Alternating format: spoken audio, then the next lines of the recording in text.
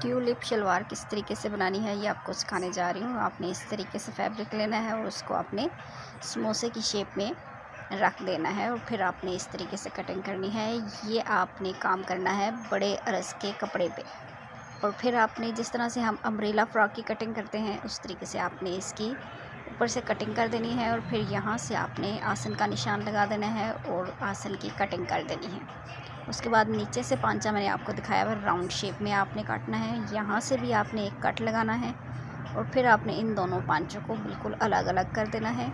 अलग अलग करने के बाद इस तरह से शेप आएगी शलवार की और फिर आपने थोड़ा सा मार्क लगा देना है यहाँ पे 5 इंचेस में और फिर आपने बेल्ट को अच्छे से कटिंग करनी है। बेल्ट आपने अपनी शलवार के मुताबिक कटिंग करना है।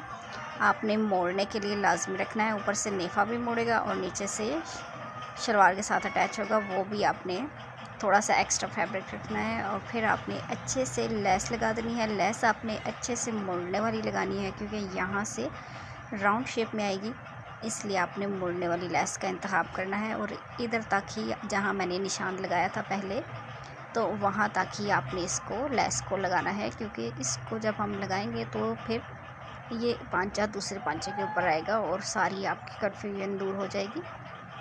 आसन को आपने इस तरीके से जोड़ लेना है। ऊपर वाली साइड पे फिर आपने अच्छे से चुनट्स डालनी है इक्वल और ये आपने हाथ की चुनट्स डालनी है। इसका बड़ा कमाल होता है इस शलवार में, तो इस चीज़ का आपने ख़ास ख्याल रखना है।